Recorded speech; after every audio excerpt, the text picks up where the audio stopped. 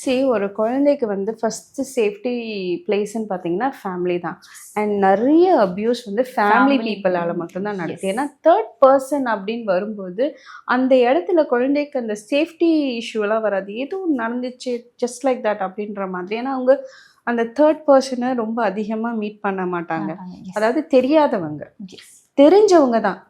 Auto டிரைவர்ஸா இல்லை பக்கத்து வீட்டு அங்கிள் அடிக்கடி பார்க்குறவங்க வந்து இந்த மாதிரி பண்ணும்போது the child R the adolescent has to face that person வரும்போது என்ன ஆகுதுன்னா அவங்க வந்து இது எப்படி நம்ம சொல்கிறது, இது வந்து இந்த மாதிரி க்ளோஸ் பர்சன் இப்போ இந்த சித்தப்பா பண்ணாங்க இல்லை மாமா பண்ணாங்க, அவங்க ஈவன் வரலட்சுமி சொல்லும் போது it was just a neighbour where அவங்க அவங்க எந்த வீட்டில் விட்டுட்டு போனாங்களோ அந்த வீடுன்னும் போது அவங்களால சொல்ல முடியாது அப்படின்ற ஒரு கண்டிஷன் இருக்குன்றது even the abusers take it advantage.